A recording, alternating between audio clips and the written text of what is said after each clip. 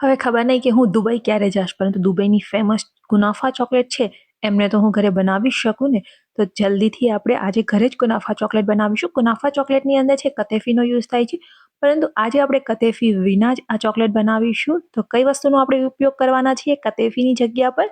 તો પહેલાં તો આપણે પિસ્તાને ગ્રાઇન્ડ કરી લેવાના છે. તો મેં અહીંયા છે એ કેલિફોર્નિયા પિસ્તાશો લીધા છે, એમને આપણે એકદમ પાવડર બનાવી લઈશું. તમે અહીંયા જો થોડા દરદરા રાખવા માંગતા હોય તો એ પણ રાખી શકો છો. એનાથી એકદમ સરસ ક્રન્ચીનેસ અને એક બાઈટ આવશે, પરંતુ મેં અહીંયા પાવડર તૈયાર કરી લીધો છે. હવે એક પેનમાં 1 ચમચી જેટલું ઘી લઈ લેવાનું છે. ઘીની જગ્યાએ તમે બટરનો પણ ઉપયોગ કરી શકો છો. કતેફીની જગ્યાએ અહીંયા મેં જે સેવ આવે છે એ લીધી છે. આપણે જે નોર્મલી સેવૈયાનો યુઝ કરીએ છીએ ને એ જ લઈ લેવાની છે, અને એમને આપણે રોસ્ટ કરી લઈશું. તો એકદમ સરસ રીતે રોસ્ટ કરી લેવાની છે. ગેસની ફ્લેમને આપણે મીડિયમ રાખીશું અને મીડિયમ ફ્લેમ પર આ રીતની રોસ્ટ કરી લઈએ. તો અહીંયા આપણી સેવ રોસ્ટ થઈને તૈયાર થઈ ગઈ છે. હવે આપણે જે પિસ્તાને ગ્રાઇન્ડ કરીને રાખેલા હતા એમની અંદર મિક્સ કરી દઈશું. તો અહીંયા કતેફીની જગ્યાએ આપણે એમનો ઉપયોગ કર્યો છે. તો આપણી આ જે સેવ છે એ કતેફી કરતાં 10 ગણી છે, એ ક્રન્ચી હોય છે. એનાથી સરસ ક્રન્ચી ટેસ્ટ આવશે. અને ત્યારબાદ 2 ચમચી વ્હાઈટ ચોકલેટ એડ કરી દઈશું. તો વ્હાઈટ ચોકલેટને મેં પહેલેથી જ મેલ્ટ કરીને રાખેલી હતી. અહીંયા મેં થોડી વધારે મેલ્ટ કરી છે. બાકીની જે ચોકલેટ છે એમને આપણે ગાર્નિશિંગ માટે પણ યુઝ કરવાની છે. તો મિક્સ કરી દઈએ બધી વસ્તુને. હવે આ મિશ્રણ છે એમને આપણે સાઈડ પર રાખી દઈશું, અને બાકીની આપણી જે પ્રિપરેશન છે એ કરી લઈએ. તો સૌથી પહેલાં તો આપણે જે વ્હાઈટ ચોકલેટને મેલ્ટ કરીને રાખેલી હતી એ ઠંડી ના થઈ જાય એટલા માટે આ રીતનો મેં મોલ્ડ લઈ લીધો છે. જે મોલ્ડની અંદર તમારે ચોકલેટ બનાવવાની છે એ લઈ લેવાનું છે, અને ચોકલેટની અંદર મેં ગ્રીન કલર અને ઓરેન્જ કલર નાખી અને એમને કલરવાળી ચોકલેટ તૈયાર કરી દીધી છે.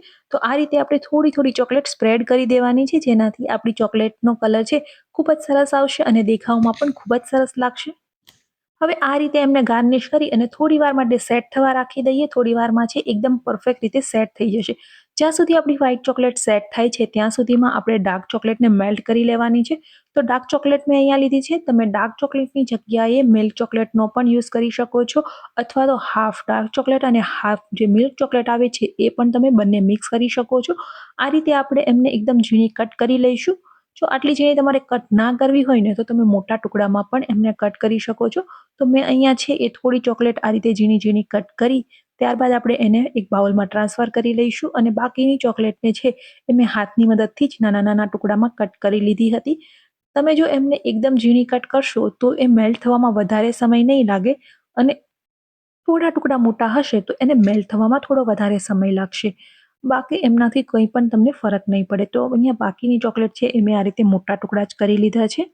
તો હવે આપણે એને મેલ્ટ કરી લઈશું. તો જ્યારે પણ તમે ચોકલેટને મેલ્ટ કરો ત્યારે ડબલ બોઇલર પ્રોસેસથી જ તમારે એને મેલ્ટ કરવાની છે.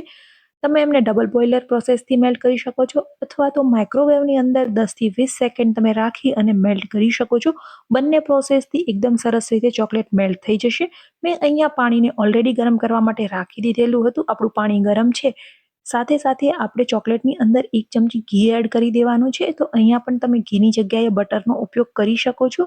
ઘી અથવા તો બટર યુઝ કરવાથી આપણી જે ચોકલેટ છે એમની અંદર એકદમ સરસ શાઇનિંગ આવશે, અને જેનાથી ચોકલેટ સરસ દેખાશે. તો આ રીતે તમે જોઈ શકો છો કે આપણી ચોકલેટ છે એ મેલ્ટ થઈ ગઈ છે. ચોકલેટને પ્રોપરલી મેલ્ટ કરવી ખૂબ જ જરૂરી છે. જો એ પ્રોપર મેલ્ટ નહીં થઈ હોય તો એ થોડી વખતમાં જામી જશે. તો આ રીતે એક રિબિન કન્સિસ્ટન્સીમાં આપણી ચોકલેટ આવી જાય એટલી આપણે મેલ્ટ કરવાની છે. તો હવે ગેસની ફ્લેમને બંધ કરી દઈશું, અને અહીંયા છે એ મેં સેમ વાસણની અંદર પાણી રહેવા દીધું હતું, અને ચોકલેટને પણ આ રીતે જ રહેવા દીધી હતી. કારણ કે અત્યારે વેધર ઠંડુ છે તો થોડી વારમાં ચોકલેટ જામી જશે એટલા માટે.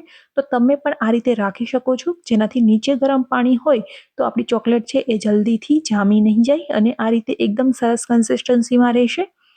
જે મોલ્ડમાં આપણે ચોકલેટ બનાવવાની છે એમની અંદર ચોકલેટને એકદમ સરસ રીતે સ્પ્રેડ કરી લઈએ.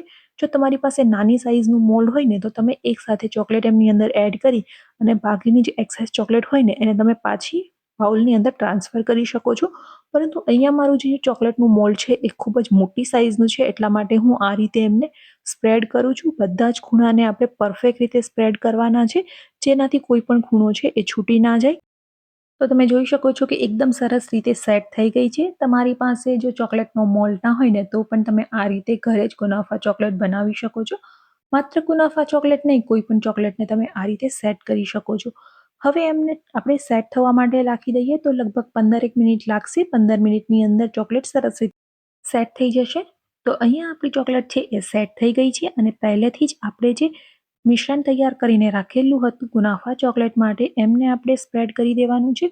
તો અહીંયા છે એ કુનાફા ચોકલેટ માટેનું જે કતેફીનું લેયર છે એ હું એકદમ પતલું રાખું છું. તમે અહીંયા જો તમને વધારે ભાવતું હોય તો તમે થોડું જાડું લેયર પણ રાખી શકો છો, પરંતુ ચોકલેટ અને આપણી જે કતેફી છે એમનું લેયર એકદમ પ્રોપર હશે તો ખાવાની વધારે મજા આવશે. જો એક વસ્તુનું લેયર વધારે જાડું હશે તો ખાવામાં એટલી મજા નહીં આવે, એટલા માટે મેં કતેફીનું જે લેયર છે એ વધારે જાડું નથી રાખ્યું. તો અહીંયા લેયર એકદમ સરસ રીતે સેટ થઈ ગયું છે. હવે આપણે બાકીની ચોકલેટ છે એમને ઉપરથી સ્પ્રેડ કરી દઈ અને કવર કરી લેવાની છે. તો તમે જોઈ શકો છો કે ચોકલેટ છે એ બિલકુલ જામી નથી, સેમ કન્સિસ્ટન્સીમાં છે. તો આ રીતે તમે કરી શકો છો, જેનાથી તમારો ટાઈમ પણ બચી જશે અને તમે ફટફટ કોઈ પણ વસ્તુ બનાવવા માંગો છો તો એ બની જશે. લેયરને એકદમ આપણે સ્પ્રેડ કરી લેવાનું છે. અહીંયા પણ કોઈ પણ ખૂણો છૂટે નહીં એ ધ્યાન રાખીશું. જો કોઈ પણ પાર્ટ છૂટી જશે તો ડિમોલ્ડ કરતી વખતે આપણી ચોકલેટ એકદમ પરફેક્ટલી ડિમોલ્ડ નહીં થાય. તો અહીંયા ચોકલેટને મેં એકદમ સરસ રીતે કવર કરી લીધી છે. થોડી ટેપ કરી લઈશું જેનાથી કોઈ બબલ્સ હોય અથવા તો ઉપરની જે સરફેસ છે એ એકદમ સરસ રીતે સ્મૂથ થઈ જાય. હવે ફરીથી 15 થી 20 મિનિટ માટે એમને ઠંડી થવા રાખી દઈએ. તમે બહાર પણ નોર્મલી રૂમ ટેમ્પરેચર પર ઠંડી થવા રાખી શકો છો અથવા તો ફ્રીજની અંદર પણ ઠંડી થવા માટે રાખી શકો છો. અહીંયા તમે જોઈ શકો છો કે આપણે જે ચોકલેટમાં પહેલાં જે કલરવાળી ચોકલેટનું લેયર કરેલું હતું એમનાથી ખૂબ જ સરસ કલર દેખાય છે. તો ચોકલેટને આપણે ડિમોલ્ડ કરી રહીશું.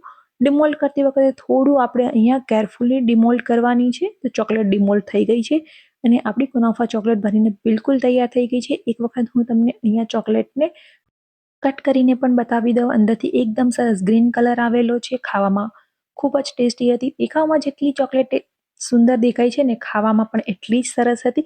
તો આ વેલેન્ટાઇન ડે પર તમે ઘરે જરૂરથી એક વખત આ ચોકલેટ બનાવજો અને આ ચોકલેટની રેસીપી કેવી લાગી છે કમેન્ટ કરીને બતાવવાનું બિલકુલ ભૂલતા નહીં. અને વિડીયો પસંદ આવ્યો હોય તો વિડીયોને લાઇક, શેર અને સબસ્ક્રાઇબ કરવાનું ભૂલતા નહીં.